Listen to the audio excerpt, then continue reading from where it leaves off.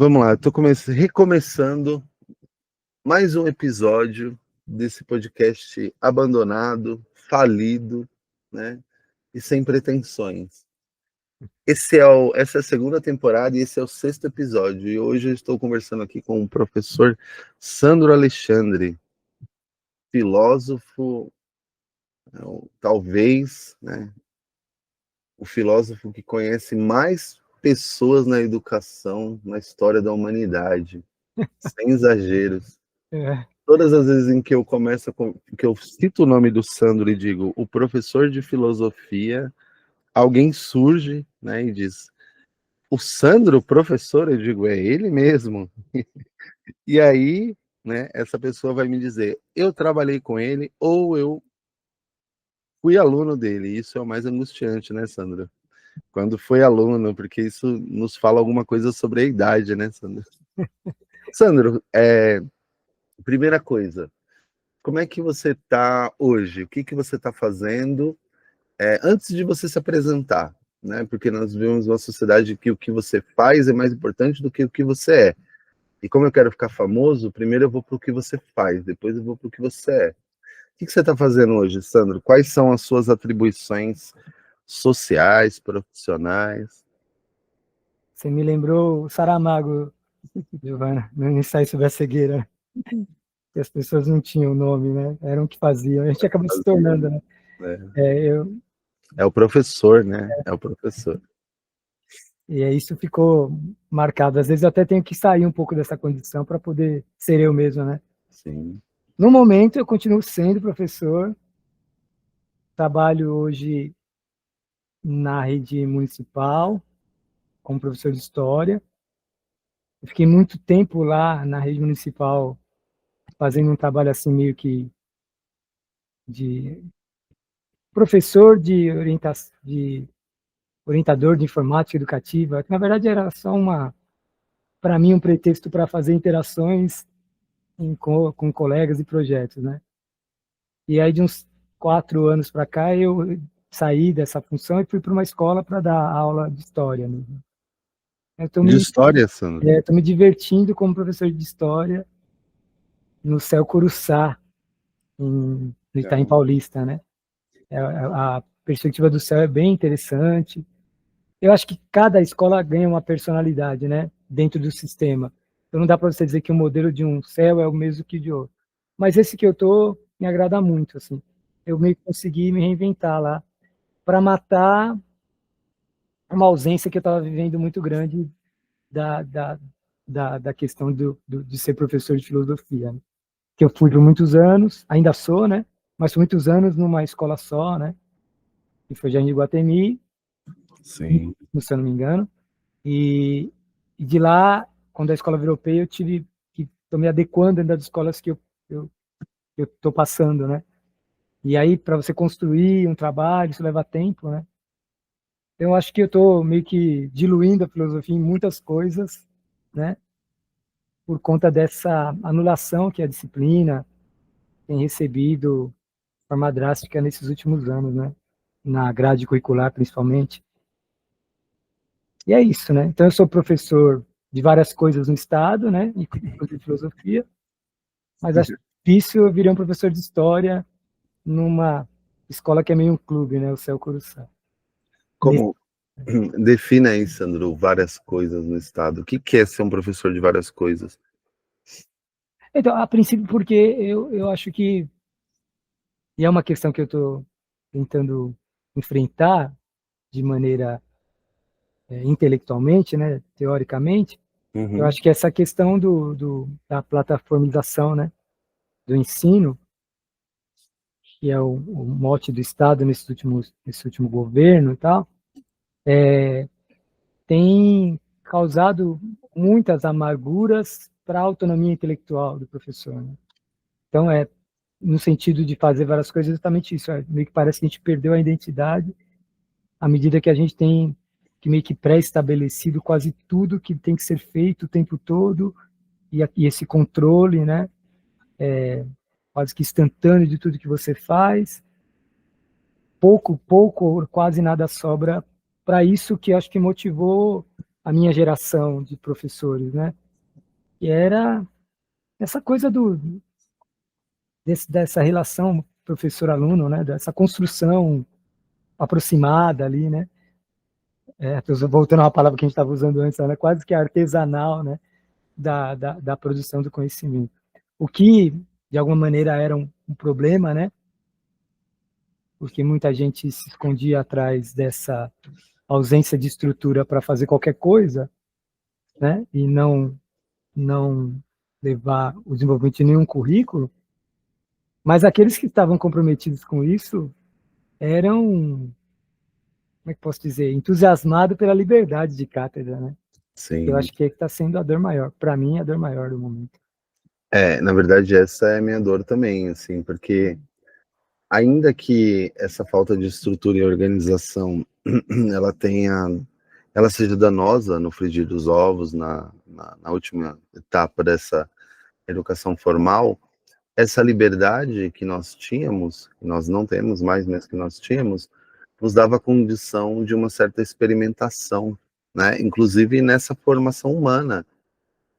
E essa formação e essa experimentação, elas foram paulatinamente sendo excluídas da educação, né? Não só da educação paulista, mas hoje a educação paulista ela é um arremedo, assim, ela é uma outra coisa, né? Então você tem um livro daquele sociólogo Christian Laval, que é muito conhecido e muito importante, e o nome do livro é A Escola Não é uma Empresa. E ele previu, né? Ele, como bom sociólogo que era, percebeu um padrão e acabou dizendo que as coisas iam acontecer. E, na verdade, se tem uma coisa que a escola é hoje, é empresa.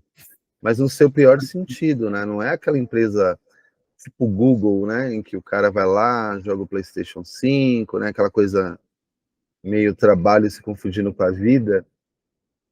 O trabalho se confunde com a vida, naturalmente, porque nós somos professores, então a vida e o trabalho estão confundidos numa instância maior, mas nós viramos, de alguma forma, trabalhadores braçais do intelecto, né? Nós somos obrigados a cumprir metas, né? É uma coisa, assim, absolutamente insana você pedir para qualquer professor de qualquer disciplina, né? Uma vez que a educação tem um tempo, né, Sandro? A educação tem um tempo da sua existência, ela tem um tempo próprio e cada pessoa lida com esse tempo de uma forma diferente, né? O tempo da formação, ele é único, né? Algumas pessoas vão aprender num tempo reduzido, outras vão custar maior tempo, mas esse tempo é sagrado, essa relação do sujeito com essa educação é sagrado, né? Com essa autoeducação também é sagrado. E uma vez que você estipula uma meta, né, um tempo curricular, você está afetando e acertando e atacando a educação na sua essência, né? Que é essa relação que você falou artesanal entre o espaço, o docente e o discente, né? Essa relação tripartida aí, ou tríplice desses três personagens, né? O tempo, aquele lugar que a gente chama de escola, que é o pretexto para o encontro, o professor e o aluno, né? E sabendo que essas duas coisas elas se alteram, né? Em algum momento nós somos também os alunos, né? Não é uma coisa fixa. Sim, sim. A gente tem muito essa ideia de que o mestre e o aluno, não. A única coisa que é fixa é o espaço, né? A relação entre mestre e aluno, ela se alterna. E aí, isso é a sua angústia. Então, essa é uma das suas angústias, a lógica mercadológica do trabalho trouxeram, né, a lógica mercadológica. Então, nós hoje temos um buy, né? Um buy em que é medido o cumprimento de metas. É absolutamente antipedagógico, é aviltante. E o que me impressiona, Sandra? Eu gostaria de ouvir sua opinião. É o mal-estar que isso causa entre todos os docentes, em uns de maneira mais elaborada, porque percebem uma certa relação de causalidade, um pano de fundo ideológico, toda uma lógica mercadológica agredindo isso, né, com intuitos puramente financeiros, trocando em miúdos, eles querem tomar essa área, né, eles querem tomar a educação de assalto para transformar isso numa outra coisa. Ó, sua ex-aluna vai entrar para ouvir, hein, Ana Lúcia. E também, esse outro ponto, né, que é dentro de uma certa perspectiva, ter que, ó, tá entrando uma galera aqui, ó, ter que pensar, né? Então, por exemplo, ó, eu vou reformular aqui. Como é que você tá? Eu sou aluna, tá? Como é que a Júlia, bem-vindas meninas. Boa noite, minha gente, tudo bem? Como é que vocês estão? Como é que você está lidando com isso? Assim, sabendo do tempo que a educação requer, de tudo isso, como é que você está lidando com essa? Eles chamam de profissionalização, né? Não é profissionalização, é outra coisa, né? Como é que você está lidando com isso? Então, eu acho que tem duas questões aí, e por isso que eu acho que a gente vai levar talvez um tempo maior para perceber os riscos, né? Ou o fracasso dessa escolha, né? De uma forma institucional. Porque, a princípio, tal como uma terceirização, sei lá, uma privatização, você colhe os louros desse empreendimento, né? Uhum, Então, nesse momento, a gente tem duas coisas que eu vejo que são muito... que ofuscam um pouco as pessoas da visão, né? Primeira é a facilidade que a tecnologia tem, né, frente ao conhecimento. Não necessariamente você está mais amparado tecnologicamente, significa que você está compreendendo melhor as coisas, né? E essa ausência da necessidade da compreensão tem se tornado um facilitador, né, para uma geração inteira de alunos e também de profissionais de educação. Então, assim, o meu trabalho nunca foi tão difícil e tão fácil como tem sido agora, né? Sim, não preciso mais pensar no que vou fazer segunda-feira, porque está tudo pronto. Se eu tiver uma capacidade de fazer uma leitura rápida e contextualizar qualquer coisa, talvez eu consiga ensinar superficialmente. Me parece que, dada a quantidade de informações, a anulação do tempo, né? E aí uma contínua e progressiva circuito de metas, a estrutura foi realmente construída para que a gente não se aprofunde, né? Não absorva, né? Não tente densificar as coisas. Isso, a princípio, torna tudo interessante, né?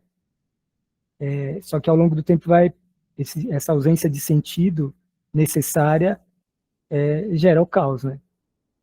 E eu acho que isso está desqualificando todo mundo, né? Está desqualificando a gente enquanto profissional da educação e, por consequência, também nossos alunos, né?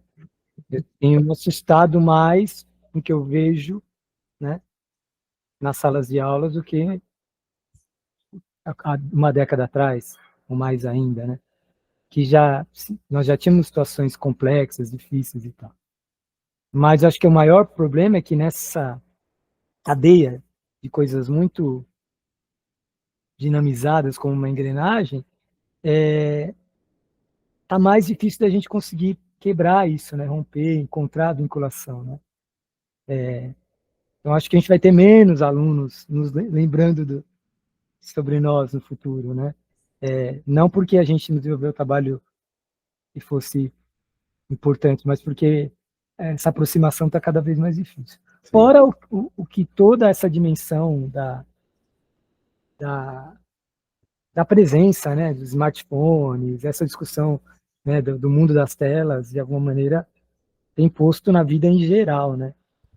Mas eu acredito que a gente não está mais no começo de uma montanha, né? Acho que já está percebendo talvez o risco que tudo isso tem, né? O apocalipse lá na frente. Tá? Eu acho que isso cria, de alguma maneira, por força de uma sobrevivência ou de qualificar a vida, intenções que não cabem mais no sistema, né? É possível que a gente seja professor mais fora da sala de aula hoje, né, do que no ofício, respeitando as diretrizes que são colocadas para nós, né? E talvez aí a gente possa ser eficiente nosso trabalho também, né? Talvez seja uma nova forma da interação com o professor. Eu acho que o espaço que a gente chama de escola, ele está se esvaziando mesmo, assim. Então, eu acho que para além desse espaço físico, a escola, se quiser resistir, ela precisa se transformar numa outra coisa, né? Que eu não sei muito bem qual é, porque essa facilidade que você tratou, ela é absolutamente é um diagnóstico correto. Por quê? Porque uma vez que você tem um currículo engessado e com enorme praticidade, está tudo pronto, né? O slide está na mão. Você só precisa entrar no repositório, baixar, a aula vem ali até na sequência, né?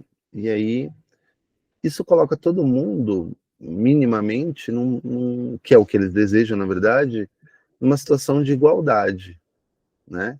Porque um professor com uma formação básica, ele vai conseguir fazer uma leitura mínima daqueles slides ali, né? Não é tão complexo. Qual é a questão? A questão é que não está criando um patamar, né, igualando para cima, está igualando para baixo, né? E isso torna as coisas muito complexas, né, Sandro? Porque uma vez que está tudo pronto, qual é o papel da minha intervenção, né? Onde a minha leitura, onde a minha leitura da realidade de cada ambiente, de cada sala, de cada aluno entra? Essa entrada, ela fica restrita a duas coisas: a quebra dessa ordem, né, que a gente pode chamar de, sei lá, insubmissão criativa, talvez, que é muito Uma difícil. anarquia? Uma anarquia. E também ao tempo, que é o nosso grande adversário. Então, qual é a leitura que eu acho que os nossos colegas às vezes não fazem?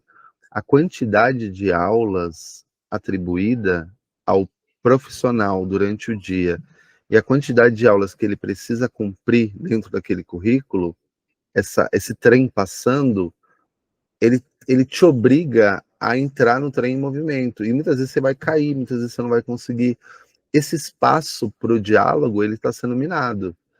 E aí, quando há o espaço para o diálogo entre professor e aluno, é sempre espaço para o diálogo pensado através das metas, dos cumprimentos, E aí, tudo que poderia acontecer, qualquer reflexão genuína que poderia acontecer numa aula de biologia, aproveitando que a Ana está aqui, ó, temos duas alunas. Uma é ex-aluna minha, Sandra, tem 18 anos, e uma ex-aluna sua, Sandra, tem 40. Aí, né?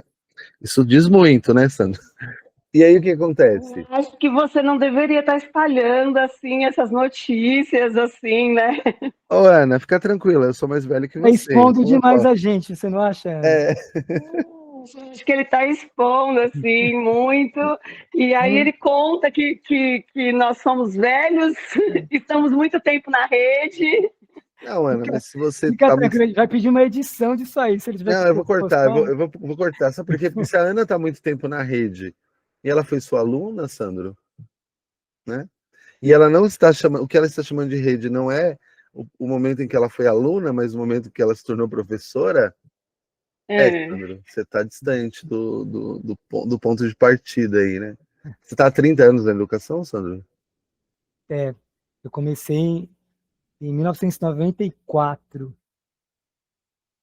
Já dão 31, né? Entendo. É. É longe, né? É. E aí eu tava. Só para A ficar Ana tá com o gravado. mesmo rostinho, viu, Ana? Se tá sua foto do perfil aqui existe. Aí, ó. Aí, Ana, ó, tá vendo? Você Não, o tempo foi mais generoso com você do que foi comigo. mas é que já não estou há tanto tempo na educação, deve ser isso que está fazendo a diferença. Esse é outro fator que eu quero conversar, né? Como a educação nos deixa cansados, né? Ah, agora sim. Rapaz, a Saudade, gente. tudo Oi, bem? Ana, bem-vinda. Como a educação nos deixa cansados, né, meu? Nossa, eu tô cansado. Ó, E aí, Sandro, voltando para isso, fiquem à vontade, tá, para conversar também.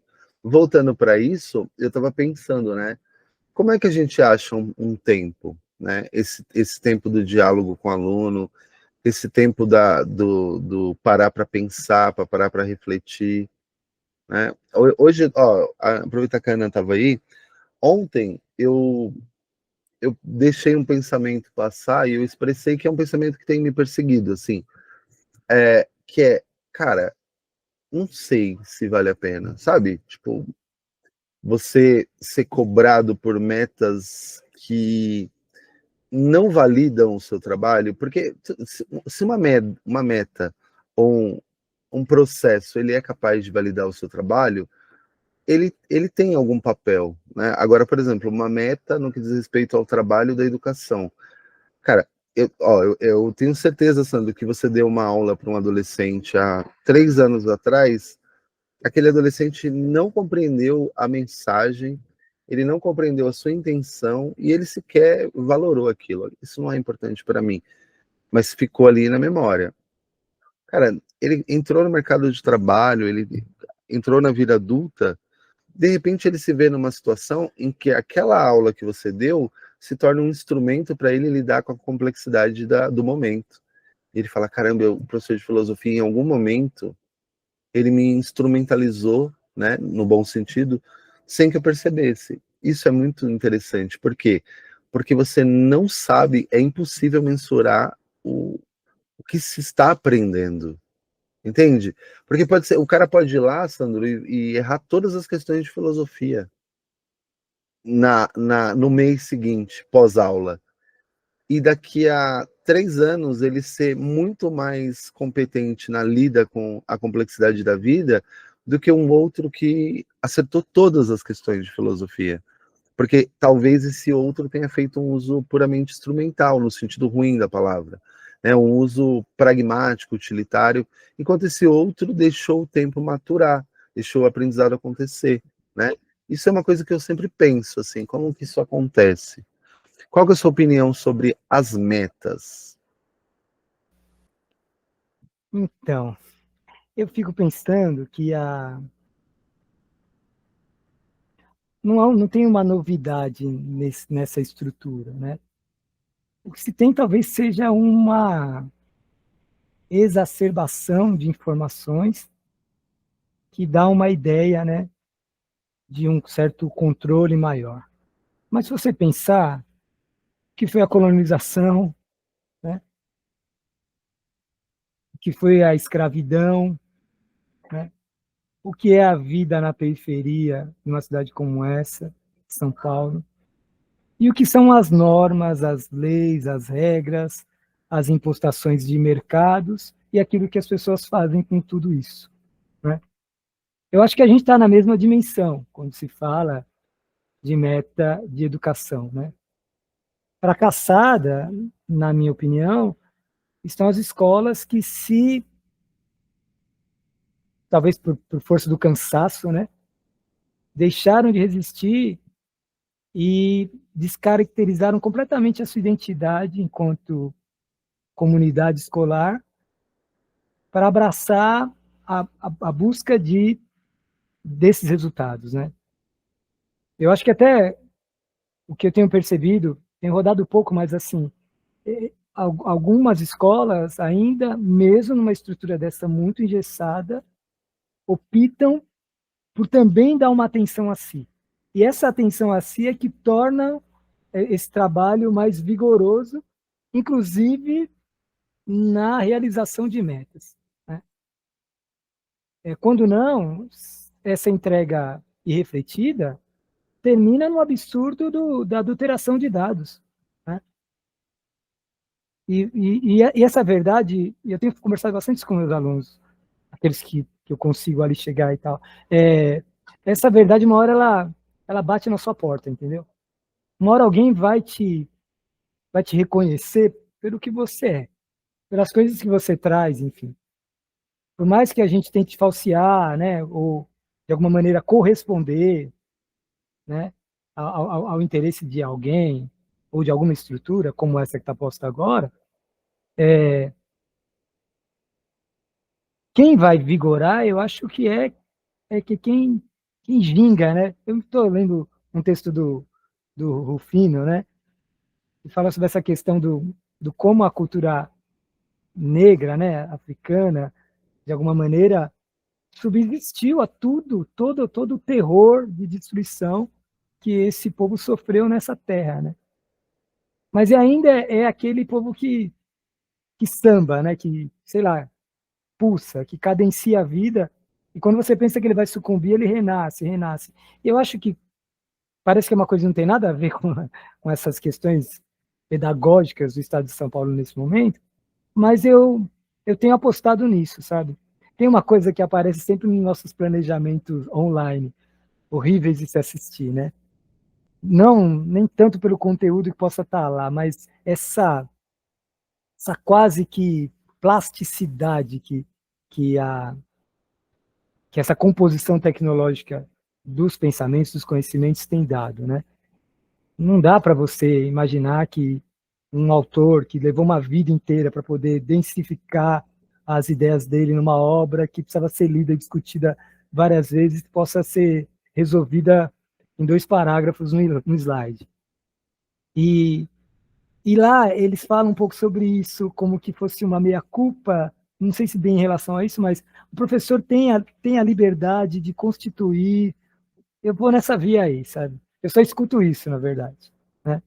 Eu só escuto que essa customização do conhecimento, da aprendizagem, ela é um status do professor, do profissional de educação.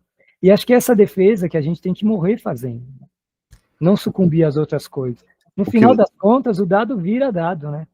isso que eu ia falar, mas você está dizendo o seguinte, mesmo havendo aí essa loucura, essa imposição, o professor ainda tem alguma autonomia nessa relação com esse material, ele ainda tem alguma autonomia nessa relação com o aprendizado, né? É isso? Eu acho que se dá por força de lei, né? Para não quebrar com a LDB, com a Constituição, mas não é por um desejo, né? Sim. É assim, fala assim, a gente tem que dizer, né? A gente precisa dar esse espaço, então a gente diz, mas vamos continuar. E eu acho que justamente porque a gente ainda tem essa legitimidade da nossa cidadania, né? E, sobretudo, do nosso papel como educador, essa legitimidade da liberdade de cátedra, ela tem que ser, enquanto ela não for destituída por lei, ela é nossa, né? Fica mais difícil de alguém pôr em questão o seu trabalho. Só que eu acho que também isso demanda de mais energia, né? Demanda de mais envolvimento, de maior integração. Mas eu fico feliz, é uma coisa que a gente sempre conversa, né? Quando encontro amigos assim como você, que eu admiro muito pelo trabalho que faz e tal. Esse é o diferencial, né? A gente não faz muito isso para ser lembrado, mas acho que ser lembrado por causa disso, né? A gente sei lá, reconhecido na sua carreira por conta disso, da sua integração legítima com o que está posto, né? Isso significa defender, inclusive, o direito de pensar autonomamente sobre uma questão, né? Sobre uma interpretação, né? E não sucumbir numa quantidade enorme de conteúdos, de ideias que você precisa oferecer. Não sei, eu acho que isso aí tá mais para perder para a gente no futuro próximo. Eu vou compartilhar algo que eu fiz. Eu compartilhei isso com você de maneira apressada, né? Quando começaram primeiro, acho que o primeiro passo aí foi a mudança do ensino médio, e essa sequência, ela só foi exponenciando, né? Ela se tornou exponencial e progressiva. Eu lembro que eu fui resoluto, eu disse, eu não vou alterar a minha prática curricular. Porque, assim, tem uma coisa que soa como arrogância, mas não é. Eu acho que o professor, ele pode fazer o currículo, né? Não, é claro que algumas premissas estão dadas, mas o professor pode fazer o seu próprio currículo.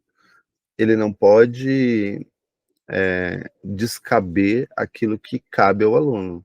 né? Então, um certo aprendizado, certo repertório mínimo e tal.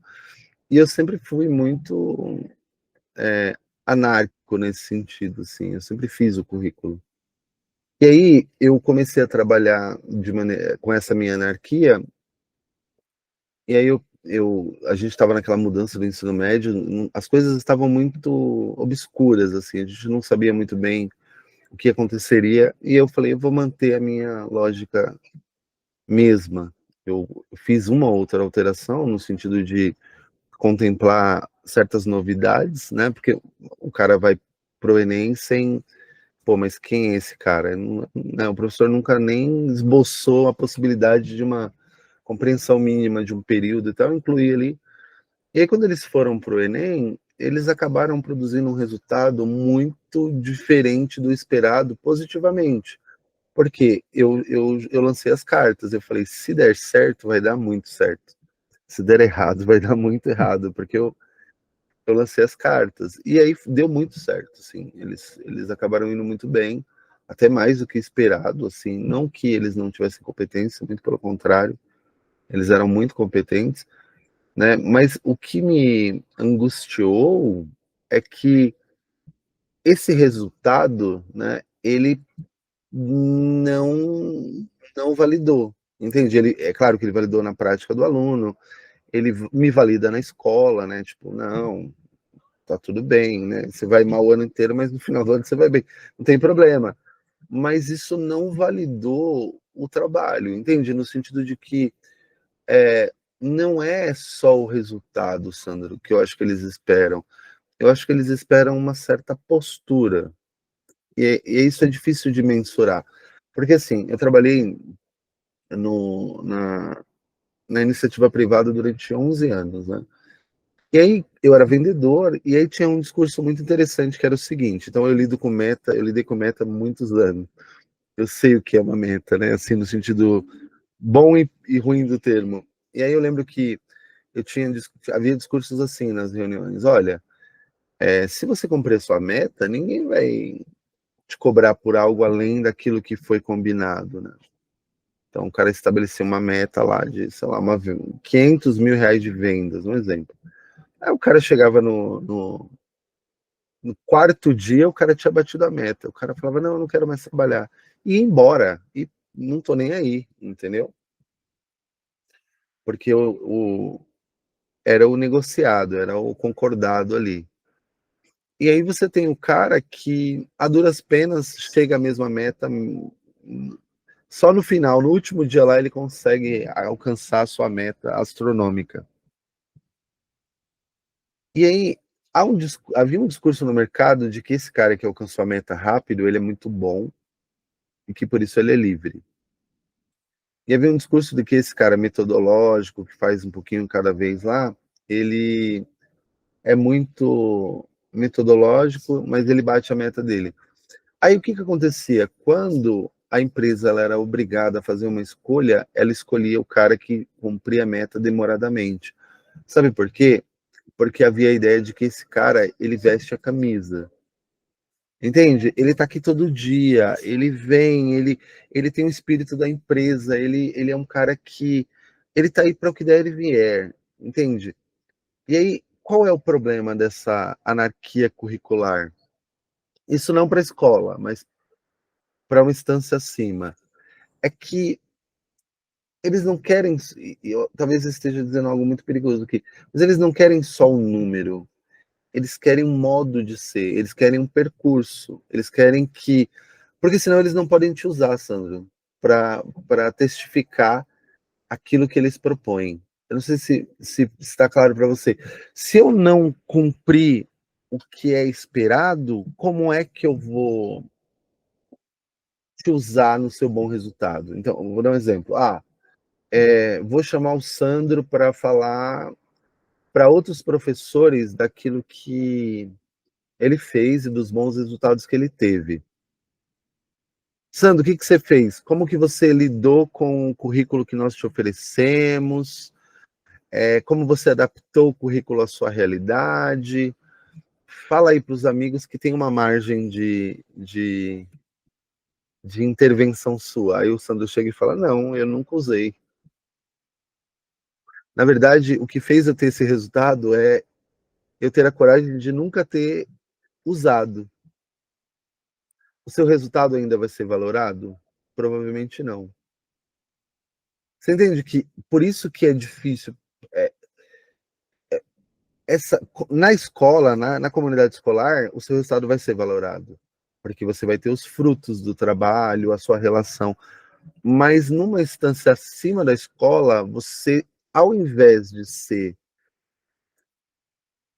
o cara celebrado porque bate a meta e vai embora no quarto dia e não volta mais, você se torna uma espécie de problema. Entende que uma vez que você estabelece metas, você se torna. Então, tem uma inversão aí, você se torna um problema, porque como assim você é exitoso sem seguir aquilo que nós projetamos? Porque você pode dizer, não, mas eles deveriam gostar disso, eles não gostam porque não dá para padronizar isso. Isso aí, não tem como você padronizar a relação do sujeito com o mundo, nem muito menos a relação do professor com o aluno. E aí eu fico pensando nisso, assim, às vezes ir bem é uma forma de ir mal, porque você acaba produzindo um certo ressentimento de que, pera, mas tá, o Sandro, ele propôs um diálogo que está amadurecendo o aluno. Só que quais são as premissas que o Sandro propôs daquelas que nós oferecemos? Nenhuma, caramba, mas eu não vou admitir que as premissas que eu propus não são eficazes, elas não abrem para o diálogo. Mas eu também não tenho como negar que a relação do Sandro com a vida do aluno é uma relação frutífera, ainda que eu não consiga mensurar totalmente. Então, o que, que eu faço? Eu torno o Sandro, eu tolho o Sandro, eu diminuo a possibilidade de margem do Sandro. Porque aí o Sandro ele vai se sentir livre na medida em que ele puder alterar a ordem de uma aula, na medida em que ele puder trocar um termo, eu tenho que falar de contratualista, lá no slide tá, sei lá, Locke, Rousseau e Hobbes, mas o Sandro acha que o Locke é irrelevante, então o Sandro vai tirar o Locke, porque o Sandro tem liberdade. Será que o Sandro pode fazer mais do que isso? E aí eu fico me perguntando, porque eu acho é, que era a primeira coisa que eu ia falar lá. Eu acho, Sandro, que a gente não está fazendo o diagnóstico certo. Talvez a galera mais vivida em escola, sim. Mas eu acho que a gente não está fazendo o diagnóstico certo no sentido de perceber que essa nossa liberdade, que eu concordo com você, nós temos uma liberdade de cátedra, uma liberdade cidadã, né, de exercer a nossa função, ainda bem, né, senão nós seremos trocados por inteligência artificial, e já está acontecendo de alguma forma, mas eu acho que não é bem lido, assim, sabe?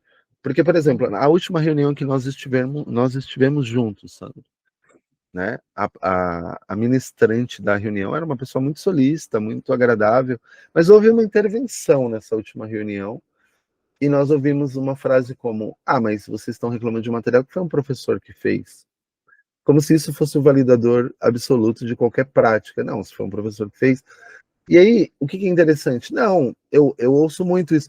Eu tô tentando olhar pelo outro lado do que você propôs, embora eu concorde bastante com o que você disse. Na live o cara diz, mas o material é editável, né? O PPT, o PDF não dá para editar, mas o PPT é editável. Você pode dar a sua cara pro PDF, desde que a sua cara esteja no PDF, não, no PPT, desde que a sua cara esteja no PPT, desde que o PPT seja usado. E aí, para mim, essa é uma grande questão, assim, do refinamento dessa vigilância, do refinamento desse que se chama de controle, desse controle, né? Eu acho que esse controle se tornou refinado, isso gera no professor uma certa dificuldade de compreensão, assim. Eu não sei se todo professor percebe isso, no sentido de, caramba, será que a gente tá entendendo que essa liberdade, ela é uma liberdade dosada, não que não, nunca, sempre foi, né? Sempre teve um substrato curricular por detrás da nossa prática, mas quando não havia essa organização Foucaultiana da realidade, eu acho que nós tínhamos uma margem maior para trabalhar. E aí, qual que é o argumento para impedir o Sandro de trabalhar? Os alunos não estão aprendendo. Esse é o argumento mais frágil que existe, porque não tem como mensurar se seu aluno aprendeu ou não, no sentido de uma avaliação objetiva. Tá, então eu pego lá, o Gilvan vai lá e dá uma aula de cursinho, o Sandro dá uma aula reflexiva absolutamente profunda. Aí eu dou uma atividade para os alunos do Gilvan e para os alunos do Sandro. Os alunos do Gilvan gabaritam, pá, pá, pá, pá. Ah, isso aqui, eliminam o descritor, pá. Cara, brilhante. O Gilvan é um excelente professor. O Sandro não. O Sandro fez os alunos. Ele deu uma aula em que o aluno não aprendeu. Cara, isso é maluco. Porque como é que você sabe se o aluno aprendeu ou não? Através da prova, da mensuração. É claro que isso é social e objetivo. Tá aí o Enem para dizer isso. Isso me faz lembrar de um parceiro meu do mestrado aí da UFBC, Sandra. Ele, no trabalho dele, ele fez uma pergunta muito interessante. A pergunta era: o que é um bom professor? Essa era a premissa. O que constitui o professor como um bom professor? Numa sala de professores, essa pergunta tem a seguinte resposta: um bom professor é alguém que gere bem uma sala de aula, é alguém que cumpre com as suas funções estatutárias e é alguém que faz o aluno aprender. Você concorda, Sandro? Nossa, Sem áudio, Sandro. desculpa. Quanta coisa aí, né? Eu lembro que a gente começou a conversa bem lá no início e eu tive dificuldade de dizer o que eu estou fazendo, né? Acho que esbarra aí nessa questão. Eu arrisco a dizer que esse projeto destitui a função do professor, né? Talvez a gente esteja alguma coisa que está lá no passado e podemos estar no futuro, como um certo, sei lá, uma recuperação ou uma transformação de uma realidade que vai estar extremamente entregue a padrões, né? E aí, se o nível de mensuração for padronizado, não faz sentido em falar em magistério, né? Nesse aspecto de alguém que constrói junto com outro uma interpretação sobre uma realidade, porque isso envolve subjetividade. E aí, mais eficiente do que a gente para ensinar padrões é a IA, né? Não precisaria necessariamente de professor. Acho que a capacidade que o algoritmo tem de linkar coisas e dar respostas ou condensá-las ou sistematizá-las ou palavra-chave, sei lá o que nome quiserem dar, é inimaginável. Mas essa construção do humano, ela não se faz nessa dimensão, né? Acho que essa resposta até, né, sobre se nosso trabalho foi um bom trabalho ou se eu tive um bom professor ou fui, aparece nesses momentos assim, estanques, né? Em que você encontra alguém que você passou pela vida dela e alguma coisa se fez. Ou, e mesmo sem encontrar alguém, a gente recupera uma ideia de alguém que fez toda essa eficiência. Fora isso, é claro que existe um currículo, existe uma gama de conhecimentos, são ser produzidos e visitados, né? Eu acho que a gente não tem que se fazer um enfrentamento com essa dimensão. Eu acho que o enfrentamento tem que se dar no campo das metodologias, né? Entendeu? Não dá para aceitar o Lemov e ficar tudo bem. Não dá para você não mais refletir sobre a sua condição profissional, o ônus que isso tem, o bônus, né? A organização coletiva do nosso fazer, a identidade, né, do lugar, sua e do lugar onde você está inserido, enfim. Se essas questões forem toda vez forem postas em segundo plano, ou não discutidas, ou não tomadas como um ponto, a gente vai, provavelmente eles vão conseguir a empreitada que está sendo posta, mas eu não sei se isso vai ser a salvação de uma geração de alunos. O que a gente percebe é exatamente isso, que essa coisa, esse sapato, né, está sendo colocado nos pés deles, não cabe no pé, né? Me lembro o Raul ali, né? É o número 2 maior, não sei, não encaixa. E é na desatenção, na indisciplina, no caos, né? Na falta de comprometimento com tudo que você propõe, esse desgaste que se torna muito maior, né? Para a gente de trabalhar com eles, é sustentado por essa estrutura que não dialoga com quem está presente, né? Então, assim, eu não, quando eu falo que sou otimista, é porque eu vejo que a gente já está começando pelo fim, né? Brasil, o estado de São Paulo, mais propriamente dito, né? Não, acho que tem realidades semelhantes em outros estados também, é claro, mas digo assim, está apostando num projeto que não tem como dar certo, por mais que ele possa ser publicitariamente virtuoso, ele não é praticamente, né? É na prática, né? No momento em que esses alunos que estão nas salas de aulas hoje tiverem que fazer opções políticas, eles não vão optar por isso. Pode ser que os pais, né, a comunidade midiática, possa abraçar isso. Mas quando você visitar a sua experiência e dizer assim, eu quero que meu filho tenha a experiência que eu tive, nossa, isso aí vai dar ruim, né? Alguma hora vai dar ruim. Sandro, isso é um ponto muito interessante, assim. A gente tem, na periferia, algumas forças, assim. A gente tem algumas forças que promovem um olhar mais conservador do mundo, algumas forças que promovem um olhar mais progressista do mundo, né? Esse olhar mais progressista está muito ligado às ONGs, aos agrupamentos de enfrentamento, né? E esse olhar mais conservador está muito atrelado a uma noção religiosa da realidade, né? Então, talvez com forte presença ali das igrejas neopentecostais, né? Então, você tem, dentro da periferia, você tem uma espécie de dicotomia ali. Não, acho que nem dicotomia, é um antagonismo, né? Uma perspectiva um pouco mais progressista, de luta, mais ligada à política, a esse mundo materializado e contraditório, e de outro lado a gente tem um agrupamento mais tradicional, ligado a uma noção mais cristianizada, mais de fé, né? E isso vem para dentro da sala de aula, né? Isso vem para dentro da sala de aula com muita força, com muita força.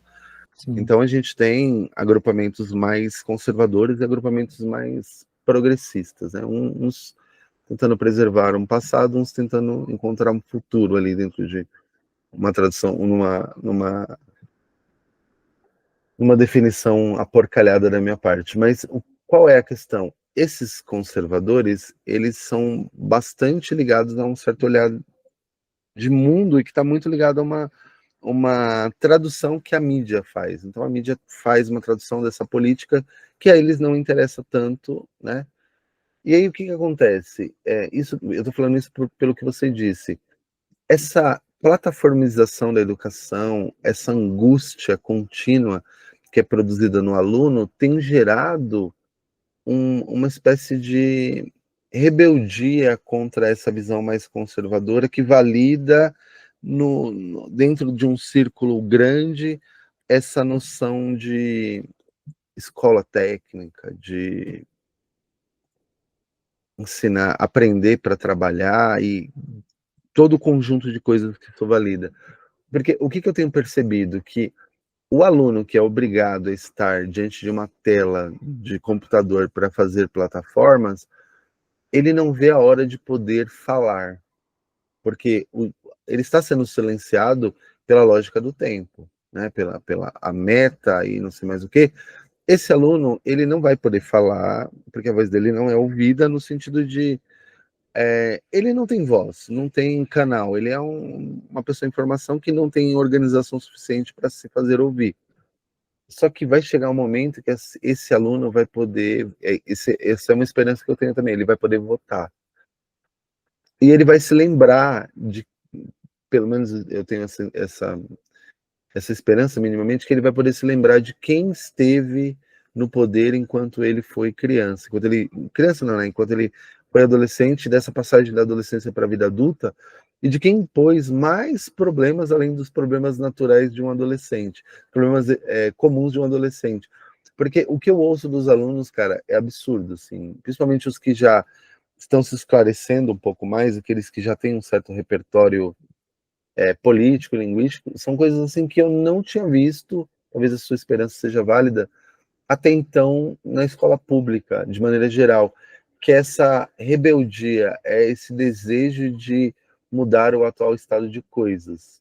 Ainda que distraídos pela dancinha do TikTok, ainda que distraídos pelo resultado do Corinthians, eles têm isso daqui não tá legal, isso aqui tá errado, né? Eu estou sendo obrigado a fazer. E aí, surge daí uma outra pergunta, né? Eu te perguntei o que era um bom professor, você se negou a responder. Aí, o que é um bom aluno dentro desse quadro de metas e plataformas? Porque eu sei responder o que é um bom aluno dentro dessa realidade. Um bom aluno é um aluno fazedor de plataformas.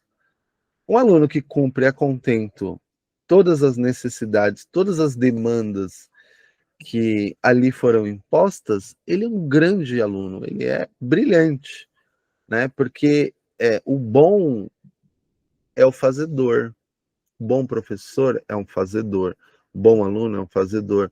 Essa dimensão do fazer, que eu sou super favorável, eu amo fazer também, eu amo a praxis, mas essa dimensão do fazer, irrefletidamente, ela é um validador. Então, o que é um bom professor? Um bom professor é alguém que tem uma boa gestão de sala de aula. O que é uma boa gestão de sala de aula?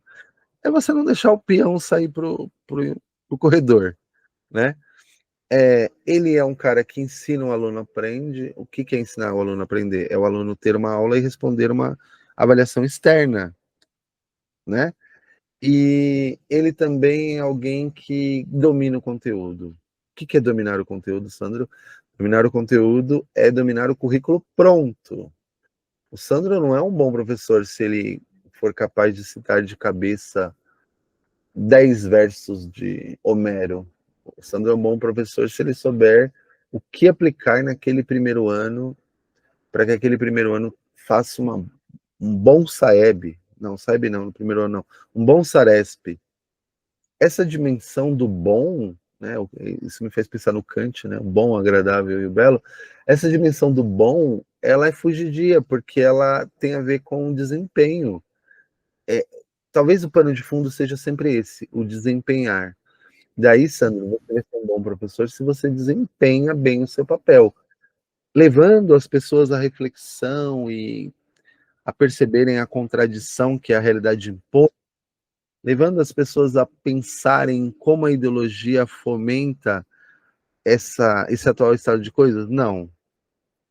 O Sandro será um bom filósofo se o Sandro for capaz de repertoriar o aluno para fazer um bom Enem e responder tudo certo em filosofia. Isso não é angustiante? Para mim é muito, cara. Quantos alunos bons dentro desse formato você conhece? Cara, é porque como é uma escola modelo, então tem esse aluno bom. Dentro desse formato do realizador que aprende realizando essas tarefas, não que corresponda ao nosso trabalho Sim, anárquico, não. Não, total. O bom aluno que aprende realizando essas tarefas é praticamente zero. Então, Agora, o essa é a realizador, loucura, né? sim. E aí eu penso que a questão é que eu acho que é um outro ponto que me chama muita atenção, que é o da singularidade, né? Não existe mais investimento nessa singularidade da pessoa no mundo, buscando o que ela reconhece, se encantando com isso, né? Tendo isso como um propósito, um levante, porque todas as informações ou correlações que ela vai fazer por conta dessa esse certo tesão existencial, vão cair na memória. Do contrário, a tarefa vai ser sempre um desafio, talvez com um exercício muito plástico, que talvez dê certo ou não em relação ao futuro. Você me lembrou Rubem Alves, quando, numa discussão lá na Unicamp entre os reitores, eles estavam tentando redefinir um novo vestibular, que pudesse ser mais inclusivo, né? E aí, eu me lembro que ele fala isso na entrevista, né? Que ele sugere para a corte de reitores ali e tal, da Unicamp, que eliminasse o vestibular e fizesse tudo por sorteio. Que as pessoas se inscrevessem, os sorteados entrariam para a universidade. E aí a gente pararia de ficar realizando a maior parte das nossas tarefas e trabalhos intelectuais em função de um resultado, né? Mas por esse si mesmo, que é o que torna a coisa interessante, o que torna a coisa útil e válida, né? A gente paga, eu pago, às vezes, por questões de saúde, sei lá, que for numa consulta para ter um médico que eu sinta a medicina abraçada no seu olhar. A gente faz isso com o mecânico, com o cabeleireiro, com a manicure, com todas as pessoas, né? E, no entanto, constrói um formato de educação que descaracteriza a singularidade das pessoas, né? E partindo da singularidade da unidade escolar, né? Eu me lembro que eu nunca vi também, estou procurando esse aluno aí, batedor das tarefas, com satisfação e identificação, ainda não consegui encontrar. Mas eu encontrei alguns alunos que eram identificados com as suas escolas, né? Que assim, que por mais que tinha os críticos, aquele modelo, mas porque existia um modelo que era discutido, uma proposta pedagógica que era discutida, que era intencionada no fazer, no dia da festa junina, na elaboração da escola para determinadas coisas, que ele abraçava aquela bandeira, né? Pode ser que isso era a maioria, mas existia uma identidade a ser relacionada. Agora a gente está posto num sistema que descaracteriza a identidade das unidades e desmotiva, de alguma maneira, os profissionais que vão levantar a bandeira da sistematização. Está no nosso olho, a cada palavra que a gente diz em relação ao que está sendo colocado ali, o quanto a gente não acredita naquilo, né? O quanto não faz significado, não faz sentido. A maioria das vezes a nossa cobrança, tal como é da direção, faz porque, né, você precisa ficar verde, você precisa ficar verde. Isso aí. É engraçado porque, assim, eu me vejo numa situação muito interessante, né? Porque eu tenho muitos amigos que são da educação e de outras escolas que trabalham no interior e por aí vai. Alguns eu fiz, inclusive, no mestrado aí da UFABC. E eles falam, cara, é em todo lugar, assim, essa pressão, essa insanidade. Só que às vezes eu me coloco para pensar no papel dos cumpridores, né? Não dos cumpridores de tarefa no sentido do aluno, né, no aspecto alunal, mas aqueles caras que estão numa instância acima da nossa, que estudaram educação e que se formaram, né, e que são obrigados, por força do trabalho e do ganha-pão, a pressupor e impor essas metas, entende? Então, sei lá, um PEC da vida, né? O cara tem que estar lá com você, ele tem que valorar aquilo que não tem valor, né? É uma peça teatral, né? Ele está ali valorando aquilo que não tem valor. E eu imagino que se para nós a angústia é enorme, imagine para os cumpridores destas ordens, né? De que você tem que ir e fingir, né? Porque quanto mais alto é o seu posto, mais fingidor você é obrigado a ser, cara. E isso é maluco, assim, porque em algum momento eu penso, não, ele sabe que o que ele está dizendo é absurdo, mas diante do quadro do desemprego e da necessidade, enfim, ele está ali atuando, porque eu fico pensando, não é possível que uma pessoa que passou pelo magistério, que tem uma formação mínima ali, ele consiga valorar aquilo e entender aquilo como algo importante, porque não é possível, eu não consigo conceber um educador, mesmo que ele seja um supervisor, um dirigente, secretário de educação não, porque ele não é educador, né? Qualquer pessoa dentro dessa hierarquia que consiga ver sentido nessa ação, a não ser o pico da coisa, o topo, né? Então, pro secretário de educação medíocre, talvez esse olhar faça sentido, mas para baixo dele, e é isso que me incomoda. Todo mundo para baixo dele, a não ser os tecnocratas, que estão ali para cumprir tarefas obscuras, são educadores. E aí, como é que você lida com isso? Então, você se coloca numa posição muito complexa, cara, porque você tem que tratar isso de uma maneira ética, né? E você tem que é um jogo, você tem que estar dos dois lados, entende? Você tem que estar do lado do professor, não, ó, vai dar tudo certo, e você tem que estar do lado de quem te cobra, não, ó, eu tô, entendeu? Essa pessoa, ela tá numa dança maluca, ela tá numa corda bamba que é muito difícil se equilibrar, né? E isso é muito ruim, assim, no sentido de que isso também vai reverberar pro diretor, pro coordenador, pro PCA, né? A Ana é PCA de exatas. Porque você tem que cobrar algo que você sabe que dentro do espaço escolar não faz sentido. E você fica numa situação muito complexa, porque é o seu ganha-pão, é o seu ofício, é a sua atribuição, né? É claro que nas esferas escolares isso tem um diálogo, então, né, você torna isso mais ameno. Mas uma vez que escapou da esfera escolar, você produz um problema enorme, assim, que é quem é que vai vir cobrar o Sandro de fora? E isso é muito angustiante, assim, eu paro para pensar às vezes, e aí essa semana, foi o que eu comecei a falar, acho que eu não terminei, essa semana eu me reavaliei, assim, eu falei, caramba, será que vale a pena ainda continuar, né, dentro da educação pública? Porque eu fiquei pensando, cara, isso daí é um negócio que nos mina, não só intelectualmente, mas fisicamente. Então você fala, tipo, eu fico olhando assim, Sandro, e pensando, acho que é o momento em que eu teço pensamentos mais profundos, pensando na contradição.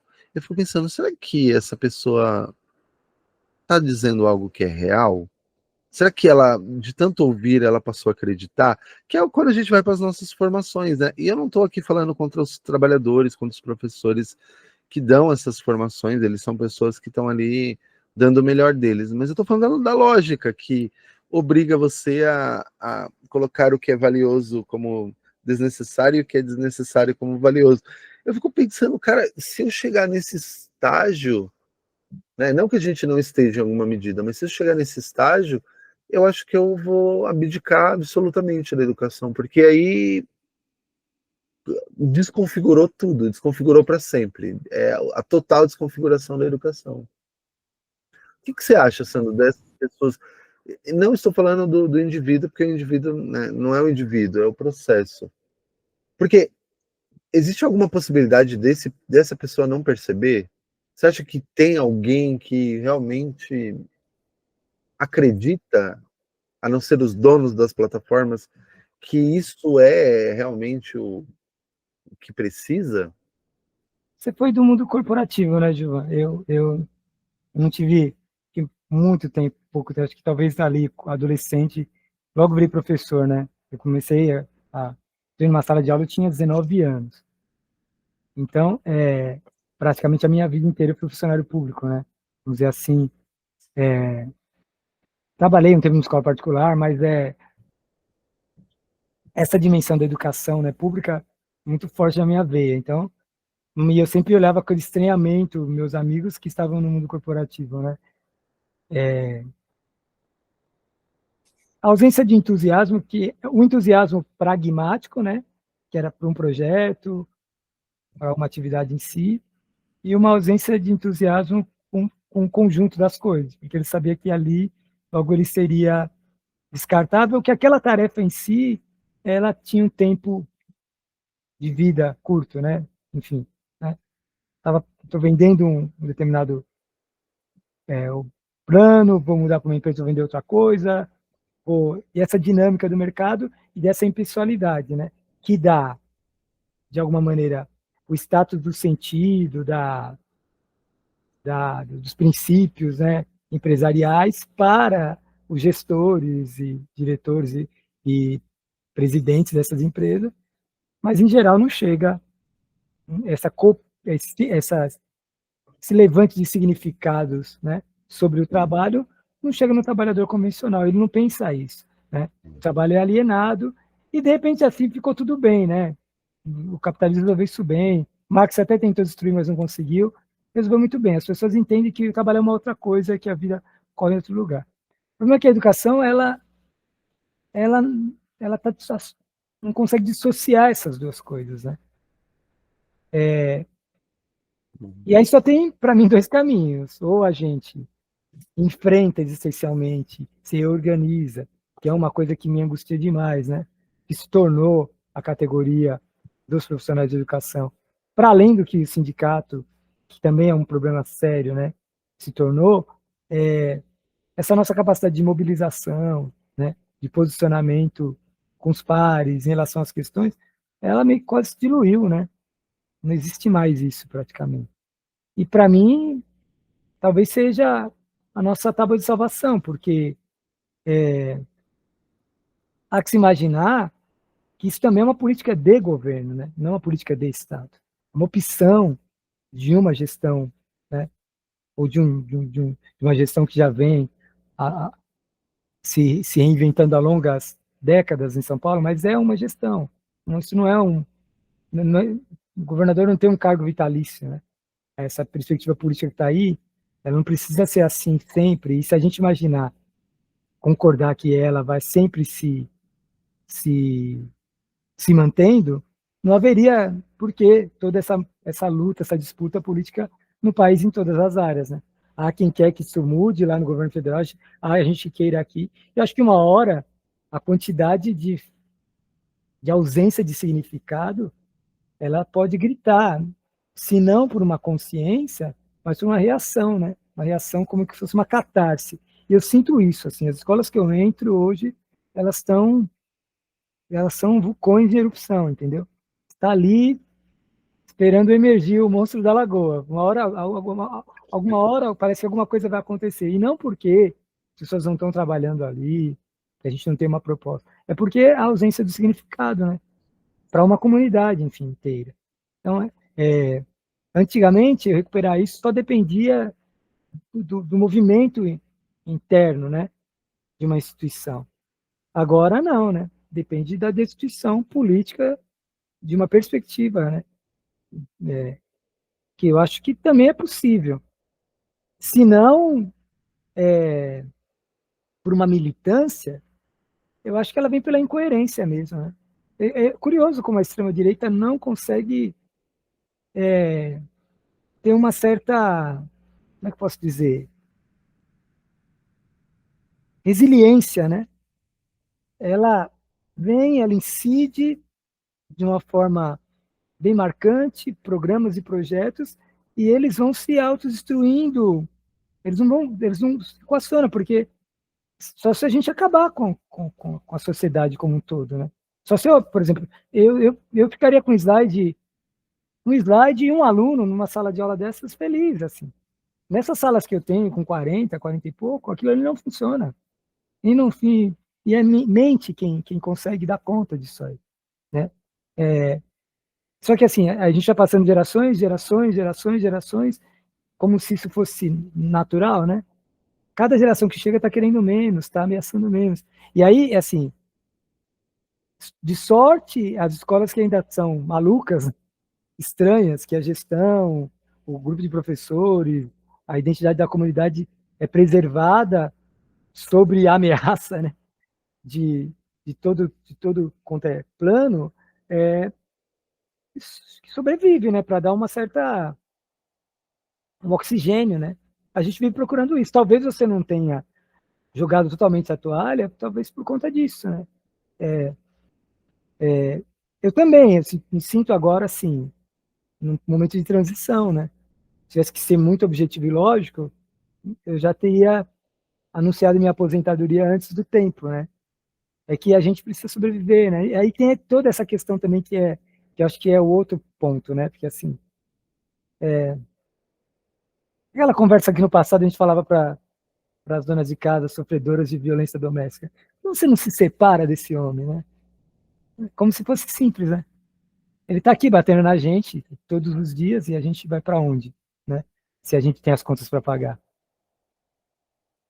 Cara, essa metáfora aí é assustadora, porque você jogou mais areia no problema aqui, porque, cara, é exatamente, eu não sei de onde você tirou, mas, cara, é maravilhoso isso, né? A gente está sofrendo violência doméstica. No, por que você não para, né? Porque aí você vai pensar em vários outros fatores, e talvez o principal seja o material, a materialidade da vida, o dinheiro, né? E os boletos, mas também uma certa esperança, né, de que esse agressor pare de bater e que você tenha uma vida boa com seus filhos ali, né? Sim. Então, tem uma certa esperança aí por detrás disso, né? E eu fiquei pensando esses dias, né? A Ana tá aqui e a Ana, ela veio faz um tempinho aí, né? Acho que faz 2 anos, um ano, acho, sei lá. E aí a Ana falou, pô, eu tô tendo uma experiência muito legal agora. Olha eu expondo a professora aqui. Estou tendo uma experiência De muito novo, né? legal. Expondo você de novo. Ninguém mandou vir, né? Aí ela, Outra vez. aí ela falou assim, pô, eu tô tendo uma experiência muito legal, assim, aqui e tal.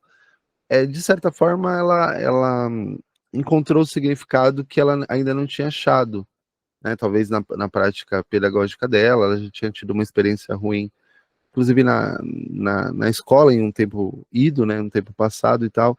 Depois ela acabou reencontrando, né? E aí eu tava pensando, né? Quando ela falou isso, eu até comentei com a Carla, eu falei, poxa, bem na vez dela, né? Então, você demora muito tempo para conseguir se situar, encontrar um lugar que você consiga encontrar sentido, que o seu trabalho ele reverbera, né? E aí, bem na sua vez, é muito sintomático isso, né? Quando a gente é pobre, quando as coisas começam a dar muito certo, a gente começa a desconfiar, né? A gente começa a suspeitar, tem alguma coisa muito errada aqui, né? Porque e aí a Ana tava, ela já falou isso mais de uma vez na minha presença, pô, aqui é um lugar que eu encontrei, né, um certo sentido, um certo significado. E eu tava pensando, porque houve uma mudança de gestão também, bem na vez da nova diretora. E é muito louco, assim, né, porque vai, uma coisa boa acontece, mas essa coisa boa, ela acaba sendo circundada, cercada de outras coisas dentro dessa lógica, né? Né, Ana? Você concorda comigo ou você discorda de mim? Eu concordo, sim, e realmente eu tive a oportunidade, né, de encontrar sentido novamente na educação, né? Eu estava, você falou agora de uma coisa bem interessante que é a esperança de que esse marido pare de bater e a gente possa continuar ali feliz com os filhos. É isso. Hoje a gente está na esperança. Eu encontrei no Rolim, né, a esperança de um amanhã melhor e sei lá, eu vejo o horizonte ali, né? Então, realmente é uma coisa que eu tô acreditando, mas esse marido batendo tá ficando cada vez mais complicado, né? E essa foi uma analogia muito boa, porque realmente é isso. E quando a gente encontra ali, quando a gente encontra sentido, ver os alunos alçando voos, é muito bom, mas pensar que está todo mundo apanhando muito para poder chegar a colher esses frutos também é complicado. É uma contradição, né? É uma contradição que não nos larga, né? Você é prata dessa casa aí, né, Ana? Você é prata do Inácio, né? Eu sou, eu costumo dizer, né? Eu vou falar até uma coisa que eu já falei para o Gil. Eu perdi a esperança ali, né, naquele chão do Inácio e voltei a ter esperança lá também. Então, para mim é bem simbólico isso, porque eu larguei da educação por 10 anos, depois de ter me tornado professora lá, e aí voltei e ali eu encontrei, falei, nossa, que é aqui que eu quero ficar. É bem, bem emblemático, bem simbólico. Eu acho que esse é um ponto extremamente importante para a gente esperançar, sabe? De que as coisas elas não são estáticas, né? E elas é uma construção, né? A gente pode ir participando dessa construção e desfrutando no tempo que ela estiver de pé, né? Os benefícios disso, né? Eu falo isso porque a gente viveu essa experiência lá, né, Giovana? Em Guatemi, por muito tempo, sabe? Assim, foi um lugar ímpar. E era uma conjunção de coisas muito contraditórias, mas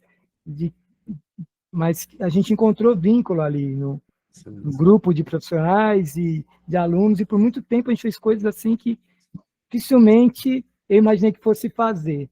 E agora, por exemplo, eu estou na Prefeitura de São Paulo e lá eu tenho vivido esse tipo de experiência, sabe? De integração, de uma educação mais integral, sabe? E que eu acho que não tem nada a ver com...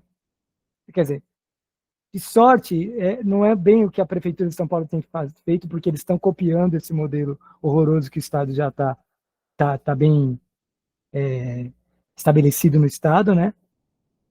Mas foi um canto que eu encontrei, sabe? E as trocas, e essa possibilidade de ter um tempo maior com as crianças, e o vínculo, e de dar significado a isso, meio que eu recuperei, fazendo uma outra coisa, aquilo que eu tinha perdido, sabe? O conforto disso. Então, eu acho que para o professor, o verdadeiro professor, nesse sentido, esse romântico, sempre vai haver sabe, um terreno ali para você plantar uma flor. Nem que seja, às vezes, falar, vou abrir meu canal no YouTube e vou resolver minha angústia ali. Não sei, talvez seja isso também. Ô, Mas, Sandro, você se negou a me responder o que era bom professor, e aí você apresenta como proposição o verdadeiro professor. Você se deu um passo a mais. O verdadeiro professor. porque Quantas implicações disso, né?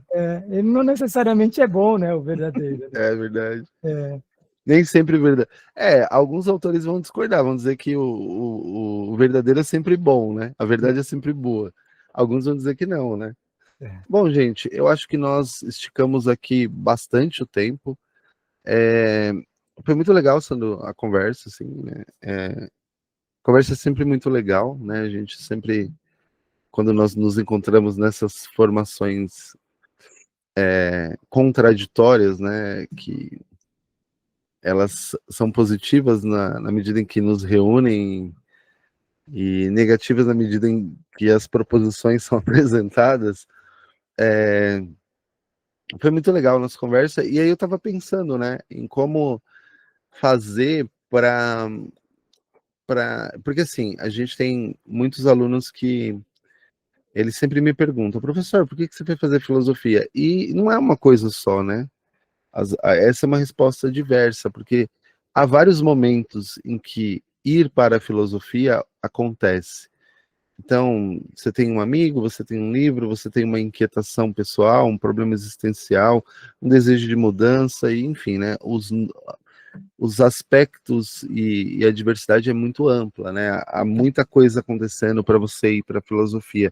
Assim como eu acredito também que aconteça no caso de outras ciências. Eu acho que muita coisa acontece, né, Ana, para alguém ir para biologia. Eu acho que não é um fator só, não é uma coisa só. Muitas coisas acontecem também, né? E aí eu fico pensando assim,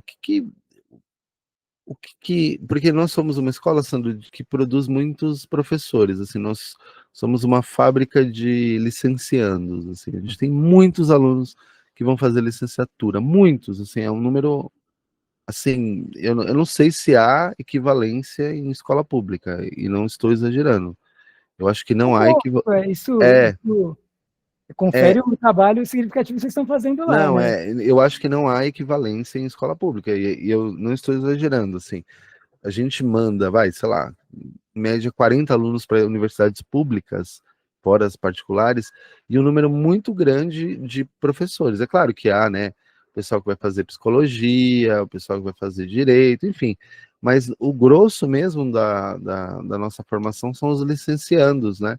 As pessoas que vão fazer física, biologia, né? Tem aluno que vai fazer biologia, já está lá no projeto, né, Ana? tem aluno que vai fazer filosofia, e, apesar das minhas tentativas de dissuadi. E aí eu fico pensando, né, Sandro? O que que... E aí você pode responder também, Ana, fica à vontade, tá? Os dois. E aí e tem um outro ponto, as licenciaturas estão diminuindo a possibilidade de uma crise, né? Dada a escassez de professores. E aí vamos imaginar que quem ouve os meus podcasts são os meus alunos. Eu puno eles com o podcast, tá, Sandro? Então, professor, eu preciso de um ponto. Ouve esse podcast e me apresenta um resumo. Né? Então, é uma aula que se estende e ainda eu sou punitivo.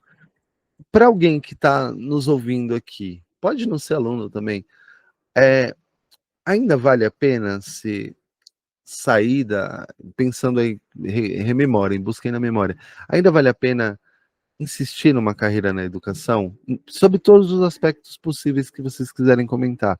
A gente sabe que financeiramente já é um problema de partida, né? Quem vai para a educação sabe que financeiramente é um problema de partida, mas vocês fariam tudo de novo? Deixa eu reelaborar a pergunta.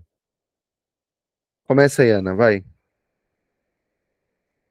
Bom, eu sou suspeita, né, Gil? Eu estou na educação porque eu quero estar na educação, eu admiro as possibilidades de plantar essas flores e colher no futuro.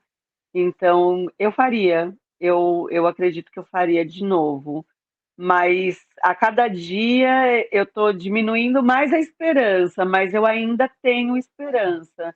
Então, eu ainda faria tudo de novo e não nesse momento, eu não penso em sair da educação e fico muito triste em pensar que existe essa possibilidade, sabe? De será que eu vou ser forçada a sair da educação? Mas eu faria tudo de novo por ver, né? Quando eu vejo alguns alunos chegando lá e conseguindo mudar a vida, e muitas vezes porque a gente plantou uma esperança no coração deles. Então, eu ainda acredito. Cada dia menos, mas ainda acredito e faria de novo.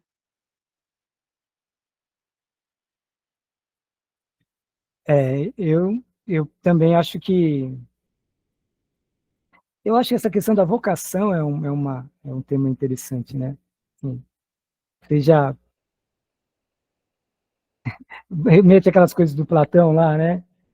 Falava que a sociedade perfeita é aquela em que o sapateiro se sentiria tão realizado quanto o médico, né? Ao costurar um sapato. Eu acho que esse é o meu sapato, né? Assim, eu não sei se, se eu me sentiria tão feliz fazendo outras coisas como eu me sinto fazendo o que eu faço quando dá certo e conseguindo enfrentar os problemas quando eles surgem, né? É muito interessante também quando você chega, que é o que eu tenho vivido bastante ultimamente e tal, em realidades são mais complexas, e aí ao longo dos meses aquilo vai ter sendo algum significado para alguém, né? A ponto de chegar ao final ou durante o caminho, a pessoa querer compartilhar com você a vida, ou querer saber, ou te imita, né? Busca os mesmos horizontes que você, como se visse naquilo que você está fazendo uma coisa que é boa, né? Que vai o tornar feliz. Isso é muito legal. Acho que é o prazer que os bancários nunca vão ter, né? Assim, sabe? Que as corporações nunca vão dar para as pessoas, né? Eu acho que a gente tem que lutar por essa vitalidade que a escola precisa ter e tal. Mas o magistério vai ser sempre uma pérola. Acho que enquanto houver humanos, serão necessários professores, né? Não sei se na quantidade que a gente tem hoje ou na maneira, mas eu acho essa capacidade de você influenciar a vida de alguém e ser influenciado por ela, essa troca, ela é uma riqueza que não tem preço, né? Ô, Sandro, e para terminar, como eu gosto de expor as pessoas, você não consegue falar um pouquinho para a gente do seu projeto, não? Seu projeto de mestrado, você está aí pleiteando uma dissertação, como que tá? Fala um pouquinho, porque para não parecer que é tudo angústia e contradição, né? Você, com 30 anos de educação, né? Você acabou de nos dizer, você é um cara que está buscando ainda Tirando as essa. greves, hein? Tirado Hã? todas as greves. Tirado todas as greves que participei, sobram 30 anos. Né? Tirando as greves, né? É, Você ainda é alguém que está em busca dessa complexificação da sua prática, né? Não só para trabalho, não só para uma perspectiva da docência, mas da própria autorrealização, né? E aí você está dentro de um processo aí de, de mestrado, né? Você está participando. Fala um pouquinho e aí a gente encerra, Sandro, para você poder ir dormir. Eu atrasei bastante hoje. que isso, Gilmar? Fala um pouquinho da sua experiência aí. A gente vai ouvir a Júlia em algum momento? Júlia, fica à vontade. A Júlia é nossa ex-aluna. Se você quiser falar, Júlia, fica à vontade, tá bom? Essa conversa de anciões, Júlia, eu queria te É, uma... a Júlia Queria que você tá, falasse do ponto de vista da sua juventude. a Júlia está aqui entre idosos, né, nos ouvindo aí. Eu não falei porque eu tô na faculdade, aí eu não tô conseguindo. Ah, tá. Meu Deus, Júlia, desliga isso aí. Pelo amor de Tá bom. Você está na Fique tranquila. faculdade nos ouvindo. Pelo amor de Deus, Júlia, não faz isso. Não, mas dá pra conciliar, dá pra conciliar. Eita. Que bacana, um prazer, olha. Significa que foi importante para você, né? Que bom. Sim, sim. Obrigado, Júlia, por estar conosco. Diga aí, Sandro. Então, eu tava na verdade, estou tentando realizar um sonho de menino, né? Porque quando eu saí da universidade, 96 por ali, eu fui para a USP fazer uma especialização com esse interesse, né?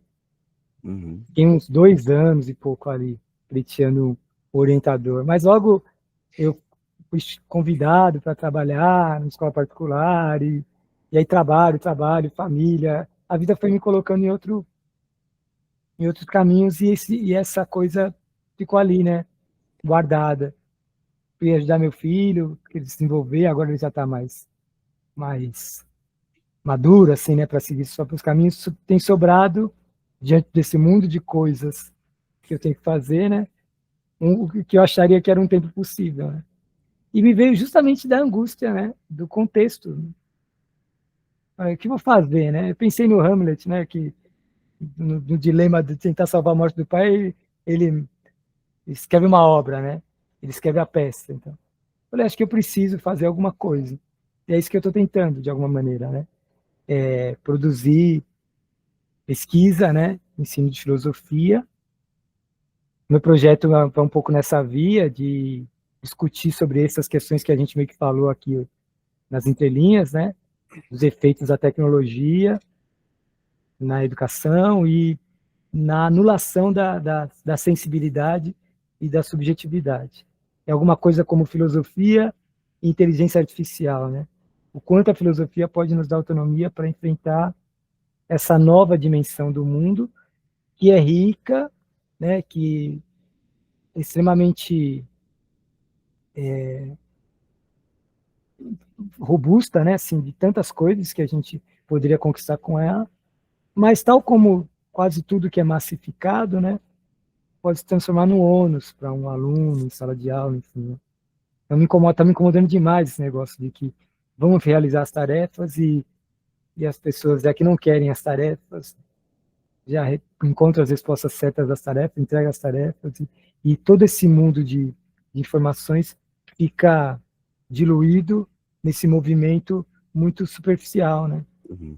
E a desafio é tentar ver se, quem sabe, a filosofia, né, ou com os elementos que ela possui, poderia, na educação pública, por exemplo, ajudar um aluno a ter uma relação mais orgânica com tudo isso. Uhum. Legal, hein? Ó, a minha esperança é que aquele filósofo israelense ficou muito famoso, né, com seus livros, eu não sei se eu estou pronunciando corretamente, mas ele é autor do Sapiens, Homo Deus, né, que é o Yuval Harari, né? E ele diz o seguinte, que a filosofia é a profissão do futuro, uma vez que a contradição da tecnologia e essa superficialidade que você está denunciando elas precisam ser tratadas por alguém, e não há outro capaz de fazê-lo, né? Uma vez que surge uma nova demanda e surgem contradições dessa nova demanda, né? Que é, por um lado, você tem um alto grau de aprofundamento desse mundo de códigos, né? Então eu tenho amigos que são programadores, eles dizem que a IA é absurdo, assim. O que ela faz, né? O que ela faz o trabalhador comum levaria décadas para fazer. Mas por outro lado, você tem essa ausência de significado, né? Nessa relação com a IA. Então escreve um texto para mim, faz a minha redação, responde as minhas perguntas. Até que ponto isso não nos prejudica, né? Os neurocientistas aí estão em polvorosa. Tem um neurocientista chamado Álvaro Machado que ele diz o seguinte: o celular já foi o primeiro passo para o declínio mental, né? Uma vez que nós não vamos usando o cérebro porque o celular ele abarca as funções, então eu não preciso mais dirigir olhando ponto de referência porque o GPS faz, eu não preciso mais escrever, eu não preciso mais fazer uma conta no papel porque a calculadora faz e por aí vai. Ele diz, com a inteligência artificial, novas etapas dessa inteligência, novas instâncias dessa nossa inteligência prática, elas também estão sendo absortas, né? Quem de nós nunca, ao escrever um memorando, não recorreu a um chat GPT, né? Eu não vou perder tempo investindo minha verve, meu vernáculo, em algo que não tem valor em si, né? Então, essa reflexão, segundo esse Yuval Harari, o cara é um best-seller absurdo, diz que essa reflexão vai caber ao filósofo. Em algum momento, dada a repetição e a contradição tão evidentes, as pessoas vão olhar e falar, oh meu Deus, quem poderá nos ajudar? Né? E o filósofo com a sua marreta de plástico e a sua camiseta vermelha com o coração amarelo no peito vai dizer eu, porque só para mim isso faz sentido, né? Uma vez que o conhecimento é utilitário, o cientista não vai querer pensar nos desafios da inteligência artificial. Ele vai pensar em como a inteligência artificial pode se aprofundar. O psicólogo também não. O psicólogo vai tratar os problemas que a inteligência causa na mente.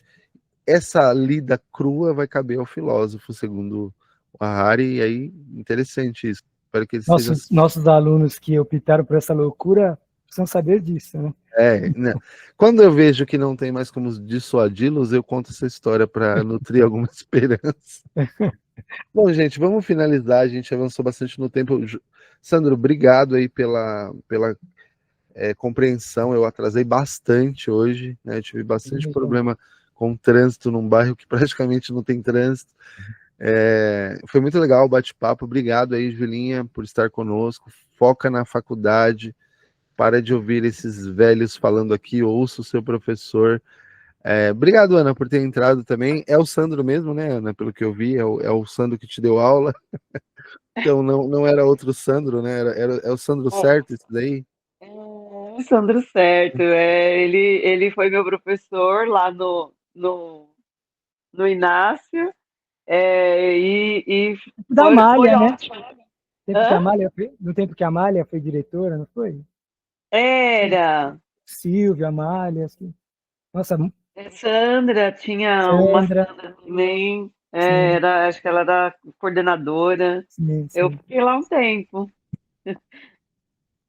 Que bom.